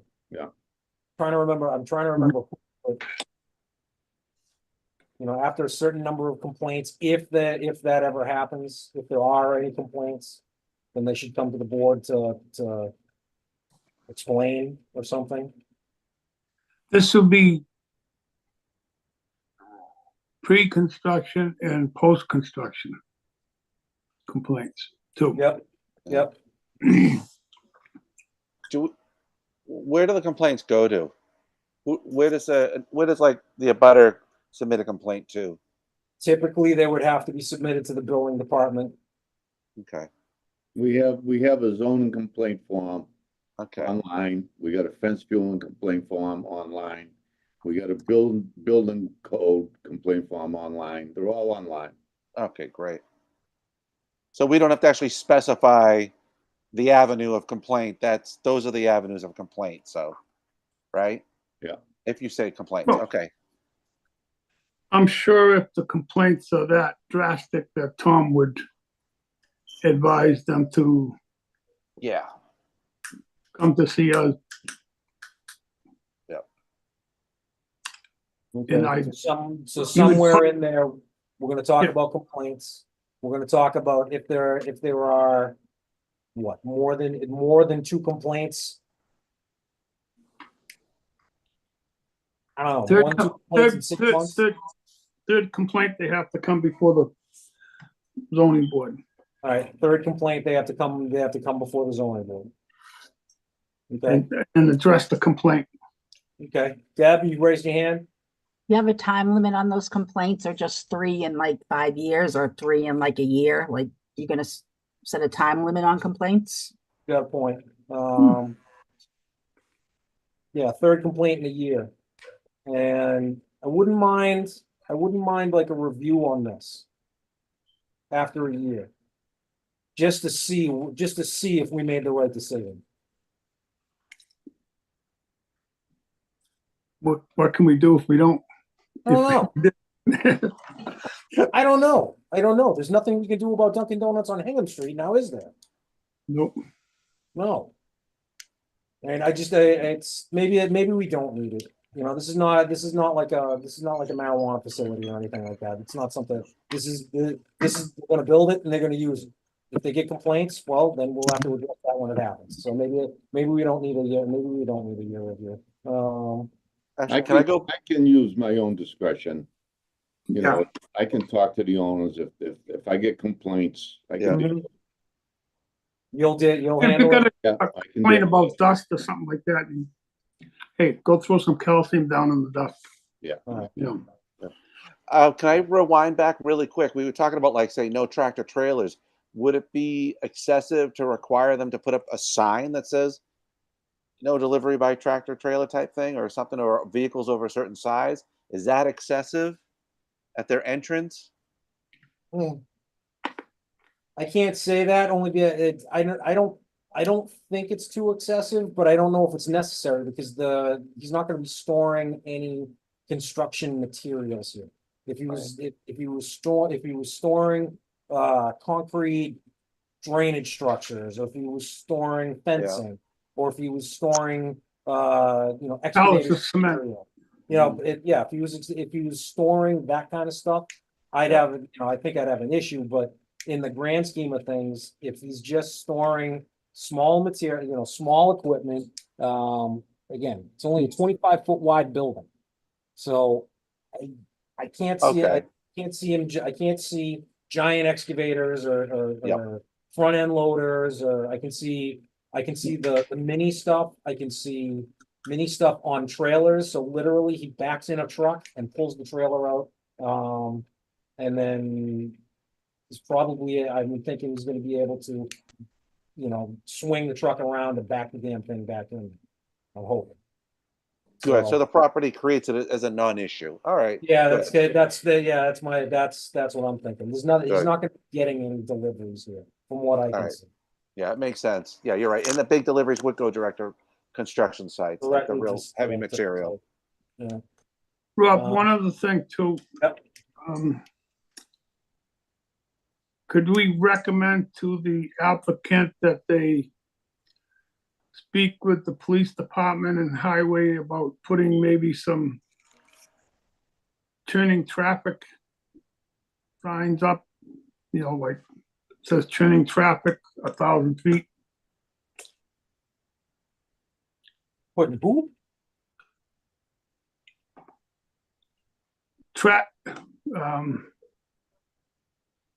Trucks churning. Trucks entering and exiting? Yes, yeah. Okay.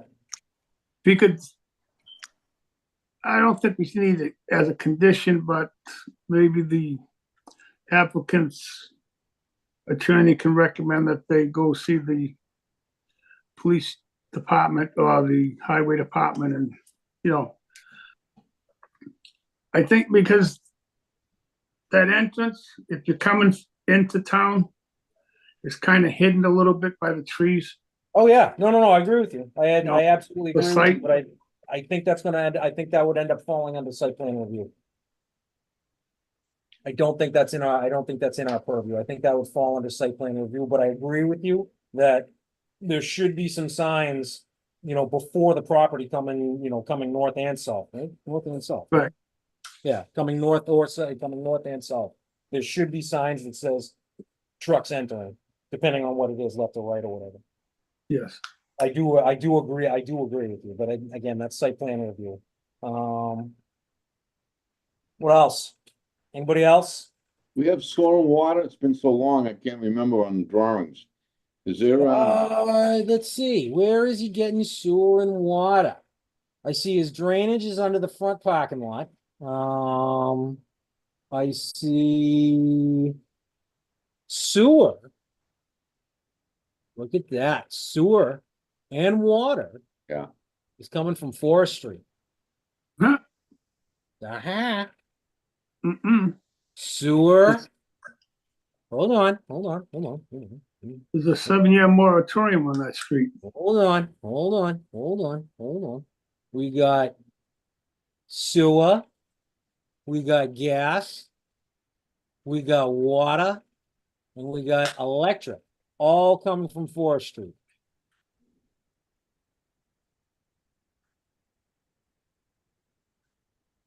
I got nobody digging into VFW at all. No, they better check with the highway department because that's a 7-year moratorium on it. Site plan review. I love my planning board guys, but site plan review. I know there's a moratorium on Forest Street. And what is that? Yeah. Ooh. Yeah, for all us highway guys and sewer guys and civil engineer guys and stuff like that. check it out. Yeah, I know the sewer design on this is not gonna work. The sewer design on this is definitely not gonna work, and I can't see sewer department allowing it, but whatever, it's not site plan review. Site plan review, it's not me, it's not us, so. I'm again, done. Must, again, what was your condition? Must adhere to all boards, commissions, departments, blah, blah? Yeah, that, 415 dot, point Dash 80 80, yep. work hours. Deb, you got everything on that we were just talking about? All right, so let's go back to what we were talking about before we started talking about this. I got a motion to approve with conditions. We've got significant conditions in there. I did have a second on that. Is there anybody that wants to discuss this any further? Hearing none. Roll call. Myself, yes. Mr. Baker Senior, Yes, Mr. coming around, Mr. Baker Junior, Yes. Mr. Yeah, I'm, coming still going around, Mr. Tansy, Yes. and Mr. Gallo. Yes. All right. Congratulations, Dennis. Melissa, congratulations. All right. I'm sorry it took as long as it did. Thank you, Oh, and we agree with the conditions, and we were gonna make a beautiful property there all around. So thank you. No, not a problem. Attorney Golding, you did good, sir. All right, thank you all for your attention to this matter. We appreciate Not a it. problem. Thank you all. Thank you. All right, we got some other things that we got to take care of. Let me get there. Okay. Discussion items. Here we go. Annual board reorganization discussion and vote to approve chair, vice chair, and clerk for fiscal year 2025 and to discuss term limits. All right, everybody knows who the currents are. Myself is chair, Mr. Tansy is vice chair, Mr. Galley is clerk. Any motions? Can I say I move to maintain the current leadership? I got a motion. Do I got a second? Second. I got a second on that roll call. Myself is sure, why not? Okay, I'll deal with it. Mr. Baker Senior, yes, Mr. Baker Junior, Yes. Mr. Tansy, Yes. Mr. Galley. Yes. All right, we're there. So that takes care of that. That was A, right? Yeah, that was A. B, discussion to vote to approve signatories for fiscal year 2025 for zoning board payroll authorizations. Primary is me, alternate is Greg, or a majority of the members to include associate alternate members of the board. Do we want to change that? What does that mean? It means what? Forgive me. I think I Basically, understand how it works. When it comes to payroll authorization, and again, payroll authorization, encumbrances and expenditures as follow. Primary is me, so I can sign it as is.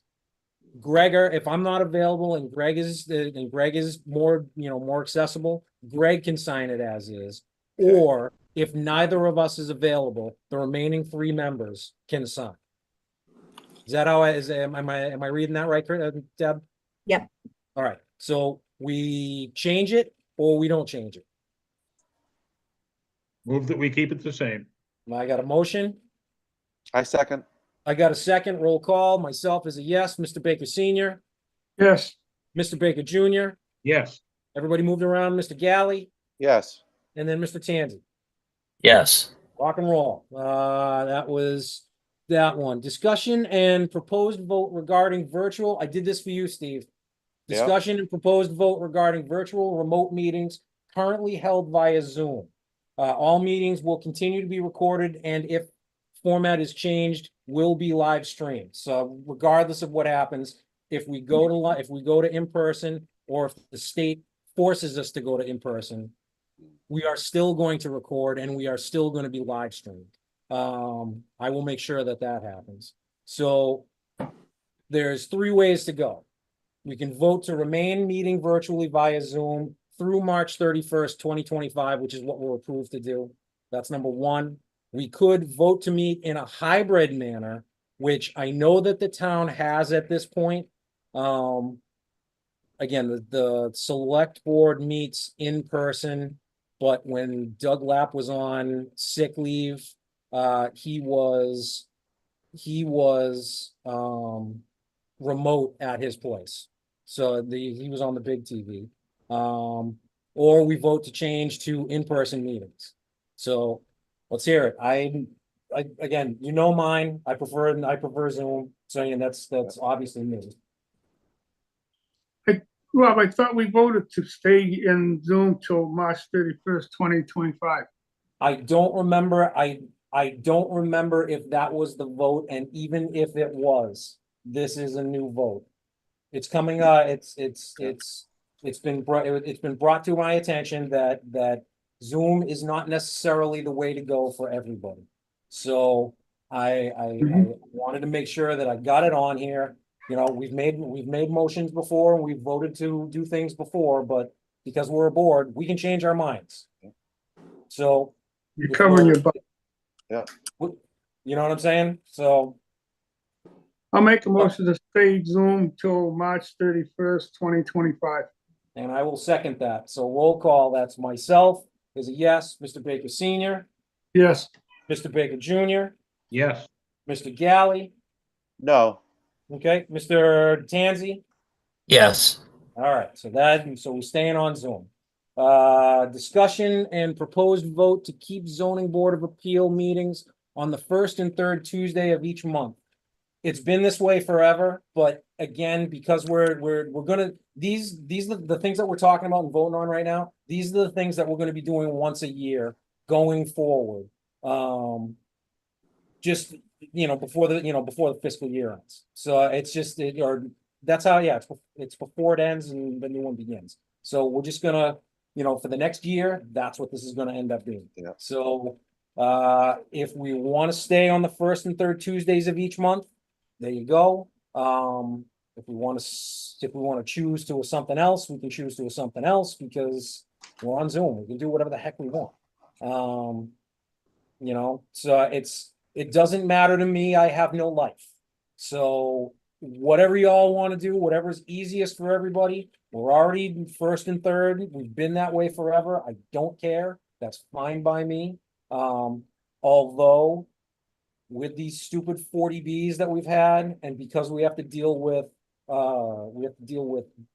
statutory dates when it pertains to filing and stuff like that, I'd like as board members for us to be at least a little flexible. So if all of a sudden we're forced to have, because of filing deadlines, that we have to have a meeting on a Thursday.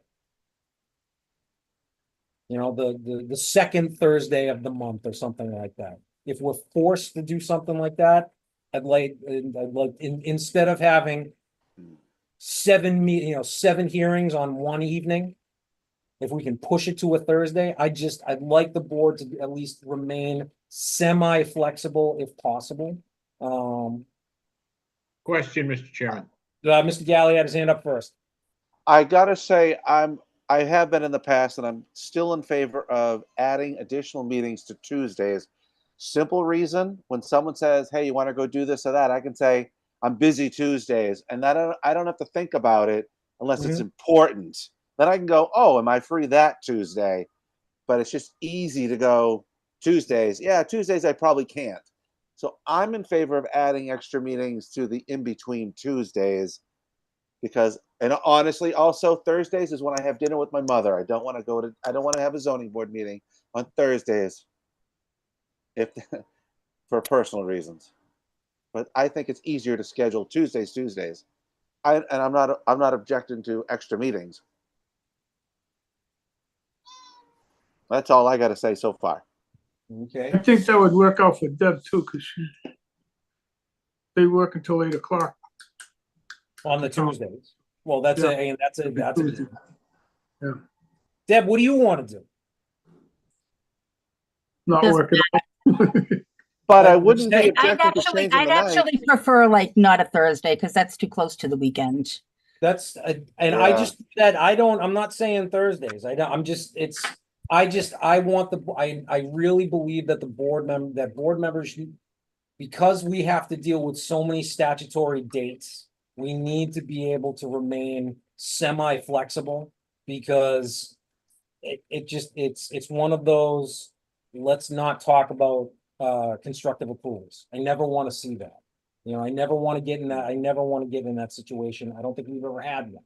And I don't know if the town itself has ever had one. I know we've never had one.